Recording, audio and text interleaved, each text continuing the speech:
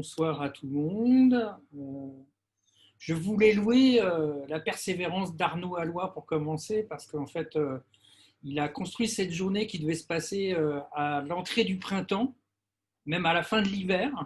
Mm. Et en fait, la pandémie en a voulu autrement. Et après de multiples péripéties, et il a trouvé le format le plus adéquat pour ce séminaire d'études sur le patient contemporain. Donc, merci Arnaud pour ton sérieux et pour ta persévérance. Je vais vous parler en fait des patients qui mobilisent leur savoir pour leurs soins, à ceux mettant leurs compétences au service de l'intérêt général. Donc en fait, on va parler du patient contemporain sous toutes ses facettes. Alors, ça sera un balayage assez rapide parce qu'en 20 minutes, le domaine est devenu tellement important que en fait 20 minutes ne suffisent pas. On va essayer d'y aller quand même assez rapidement. Alors, pour me présenter succinctement, moi je suis un patient-chercheur qui affirme que je suis patient-chercheur. On pourra revenir sur en fait les multiples mobilisations possibles du patient dans la recherche, entre autres. Je suis co-directeur patient du Centre d'innovation du partenariat avec les patients et le public qui est situé à la faculté de médecine de l'Université de Côte d'Azur. Et j'ai grandement participé à la mise à jour du modèle de Montréal, le modèle sur le partenariat de soins avec le patient. Si je fais un petit tour sur qu'est-ce qu'est le patient aujourd'hui, le patient qui a à voir avec en fait des professionnels de santé. Donc au départ, souvent c'est quelqu'un qui est malade et on est tous concernés parce qu'on soit malade d'une grippe, de la Covid-19, d'une otite ou qu'on ait une maladie chronique, eh ben, on a un problème qu'on estime un mal qui soit intérieur, qui soit un mal social, qui fait que en fait, ça va nous amener à rencontrer des professionnels de santé. Donc, on va devenir un patient. Alors, le patient, historiquement, c'est l'objet d'un acte de soin. Et c'est devenu au XXIe siècle beaucoup plus un sujet de l'acte de soin, c'est selon les approches. On a aujourd'hui le patient partenaire, donc, qui est en fait sujet de soin auquel il participe s'il le souhaite, tant à partir tant au niveau de ses décisions qu'au niveau des processus de soins. Il y a l'usager, c'est arrivé ça avec les lois, en fait, on le sait peu, mais les lois intracommunautaires de la communauté européenne, où on est un usager qui utilise des services d'intérêt généraux dans l'Union européenne, et ça a été transposé en fait dans la loi française comme un usager. On a l'assuré, qui est un citoyen en fait, qui paye des cotisations directes ou indirectes, et ce qui lui permet, en fait, le jour où il a un problème de santé, d'avoir un financement de la collectivité auquel il contribue. On a le client, parce qu'en France, on a un système de santé qui est un système de santé qui, sous une mission de service public, a deux bras, enfin deux jambes plutôt, une jambe publique et une jambe privée. Dans la jambe privée, c'est plutôt le client. On a le consommateur. En fait, le consommateur, c'est le terme initial des textes de l'Union européenne. Le terme de user, en fait, dans les textes anglophones, se réfère plus en fait à un consommateur qu'à un usager tel qu'on l'exprime en France. C'est une mauvaise compréhension de l'anglais qui a amené à mobiliser ce terme dans les pays francophones. Et puis enfin, on a le citoyen qui doit avoir droit à un projet de santé individuel. Je vous rappelle que la santé, elle est quand même inscrite dans la Constitution française à partir de la Révolution française. Et que donc, voilà, c'est donc quelqu'un qui a un projet individuel dans le cadre d'une politique de santé publique, tout en étant responsable de ses coûts pour la collectivité. Alors, ça, c'est ce qui devient de plus en plus une injonction, c'est-à-dire qu'on coûte de l'argent à l'État et on oublie que l'État, c'est nous et que c'est nous qui contribuons en fait à mettre la main à la pâte pour que la caisse permette de prémunir chacun d'entre nous. Au XXe siècle, enfin, c'est arrivé un peu avant en fait, le premier patient, on peut dire que le premier patient qui a commencé à se mobiliser auprès de ses pairs et qui n'était pas un père par rapport à sa propre maladie, c'était juste après la Révolution française, c'était quand Pinel a mobilisé Monsieur Pussin, donc un ancien tuberculeux, donc un patient pour l'aider à libérer les fous, c'est comme ça qu'on les appelait à l'époque, de leur chaîne, et qui les ont aidés, qui a fait de l'éducation par les pairs. Hein. Dans les articles un peu d'histoire, on dit que c'est lui le père en fait du métier d'infirmier psychiatrique. Mais après, on a mis du temps, et au XXe siècle, il y a commencé à avoir en fait des patients qui ont fait partie d'associations, qui sont rentrés dans la cité, dans les milieux de soins, et qui sont petit à petit qui ont petit à petit été mobilisés. Et puis il y a eu dans les années 80 l'impact du VIH, avec un vrai militantisme associatif qui a changé le paysage des associations. Et puis de ça est arrivé aux différents états généraux du sida, des maladies orphelines, du cancer et de la santé, qui ont amené une loi au XXIe siècle, en 2002, qui font qu'en fait on a eu des représentants d'usagers. Alors les représentants d'usagers, par rapport aux définitions précédentes dont je vous ai parlé, qui nous concernent tous en fait, les représentants d'usagers, c'est des représentants d'usagers qui sont et des patients et des consommateurs. C'est-à-dire qu'il y a un collectif interassociatif en France qui est composé d'associations d'usagers, donc de patients, et d'associations de consommation. Et donc, il y a le représentant des usagers qui a pas mal bougé les choses, parce qu'il y a un cadre législatif en France qui a permis en fait vraiment de donner une légitimité dans le cadre de la démocratie sanitaire sur la qualité du système de santé. Et donc, ça a amené en fait toute une kyrielle de patients avec différents qualificatifs, on va dire. Hein. Donc, je ne vais pas tous vous les détailler là, mais c'est juste pour vous donner le paysage, et puis je vous laisserai la présentation. Hein. Donc, du représentant des usagers, on a aujourd'hui des patients experts, des patients intervenants en ETP, des pairs aidants, des médiateurs de santé pairs, des patients navigateurs, des patients qui font plus ou moins la même chose ou des choses très différentes. Hein. On a en fait des éducateurs par les pairs dans la cité, des patients coachs dans la cité, des patients experts aussi dans la cité, qui sont insufflés pour aller dans les milieux de recherche et les milieux de formation. On a différents qualificatifs de patients qui interviennent aujourd'hui en formation, en éducation médicale et en sciences de la santé en général, donc les patients formateurs, les patients enseignants, les patients mentors. Et puis, on a effectivement un certain nombre de patients chercheurs, co-chercheurs, co-évaluateurs. Et voilà, tout ça pour essayer d'améliorer le système de santé, d'améliorer les soins des usagers et des patients, qu'ils soient partenaires ou non. Et puis, on a des patients qui ont commencé à faire de la recherche, un peu comme Fabienne l'a présenté tout à l'heure, que je remercie pour sa présentation.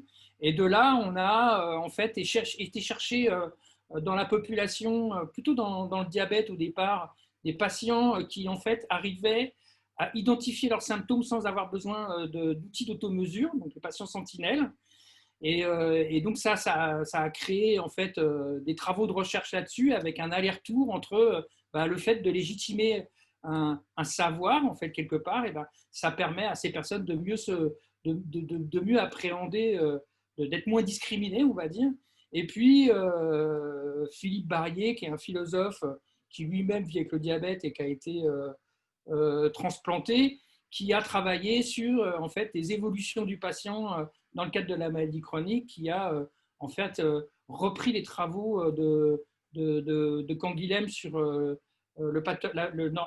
normal et le pathologique, et qui nous a identifié le patient autonormatif, donc un patient qui ne va pas se coller directement aux règles de l'extérieur, mais qui va aussi faire en fonction de ses propres apprentissages personnels. Donc, tous ces patients qualifiés, en fait, ce qu'ils font, sans quoi ils s'appuient aujourd'hui, j'en suis un, mais il commence à y avoir des patients qui co-dirigent des organisations pour, en fait, œuvrer à améliorer le système de santé de manière systémique, hein, dans les soins, la recherche et la formation. Et puis, je fais un petit tour sur le modèle de Montréal que j'ai un peu accompagné. On a un patient coach qui est beaucoup mobilisé à Montréal pour accompagner en fait les processus de co-construction, et aussi pour accompagner les patients qui se lancent en fait dans des missions d'intérêt général à partir de savoir expérientiel. Donc, je vous ai mis là, je ne vais pas les redétailler, hein, le tableau, mais avec des références bibliographiques que vous pouvez retrouver après la présentation pour ceux qui ont envie d'aller un peu plus loin sur les apprentissages. Sur quoi se basent en fait ces qualificatifs de patients qui en fait ont décidé de passer du soin, de leurs propres soins, aux soins aux autres ou à accompagner le système de santé, ce que j'appelle moi en fait servir l'intérêt général, hein. En fait, il se base sur un savoir qui est un savoir ni de l'expérience et du vécu de la maladie. Alors, ça peut être le vécu par rapport à mes douleurs, comme l'a exposé tout à l'heure Arnaud, mais ça peut être aussi, j'ai une meilleure connaissance de la trajectoire en fait, de quelqu'un qui a ma pathologie, parce que en fait, je suis le seul à traverser dans un monde hyper spécialisé, en fait, tous les silos de la trajectoire. Et en fait, ça, c'est une vraie expérience qui peut être enrichissante pour le système de santé et pour les acteurs qui y agissent. C'est ce qui définit en fait le savoir expérientiel en fait des malades et des patients. C'est ce qui définit en fait, c'est ce qui leur donne une légitimité d'action hein, pour agir et socialiser leur savoir. Ces savoirs sont majoritairement issus en fait d'épisodes autodidactes. En fait, le parcours, c'est que j'apprends des choses, je les apprends par mon propre chemin. Et puis, comme je suis un être social, eh ben, je vais essayer de le partager à l'un, à l'autre, à mon médecin ou à un père. Et en fait, comme c'est de l'apprentissage autodidacte, on va essayer de les socialiser et ça va nous permettre à nous-mêmes de les évaluer, de les hiérarchiser par rapport à ces savoirs et de les remobiliser ou non. Ces savoirs expérientiels sont de multiples natures. Ils sont issus du vécu ou de celui de ses relations avec les professionnels de santé, ses proches et d'autres malades. Pour nombre de patients, en fait, la maladie est l'occasion d'expériences comprenant des épisodes initiatiques. Moi, je vous dirais que je suis malade depuis des décennies et qu'au début, j'ai pris ça un peu comme une malédiction, je l'ai un peu subi. Et puis, au fur et à mesure, j'ai commencé à prendre une emprise sur ça, à avoir une certaine maîtrise.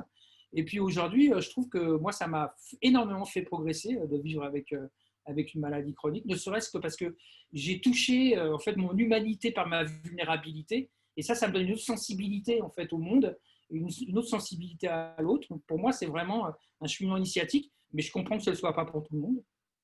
Et une dernière chose sur les savoirs expérientiels, c'est qu'on sait que ce n'est pas parce qu'on a un vécu qu'on développe nécessairement un savoir expérientiel.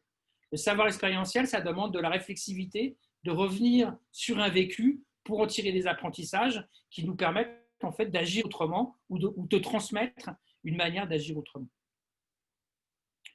Aujourd'hui, les patients en fait mobilisent leur savoir à travers des compétences. J'ai travaillé pendant 6 ans pour identifier en fait aussi bien la manière dont un patient va se débrouiller dans ses propres soins que dans la manière dont il va mobiliser ce savoir pour les socialiser. Donc, je ne vais pas détailler les compétences, mais juste vous dire qu'avec l'équipe de Montréal, on a finalisé un travail que j'avais fait dans lequel en fait on a 5 compétences majeures qui permettent à un patient en fait d'être vraiment acteur dans ses soins avec les professionnels de santé, qu'on a 5 autres compétences qui permettent de socialiser nos savoirs auprès de professionnels de santé, de pairs, de travailler sur des organisations. Et puis, on a 5 autres compétences qui sont des compétences qui permettent vraiment d'accompagner en fait une transformation au changement. Voilà. Donc, on a des patients avec des qualifications.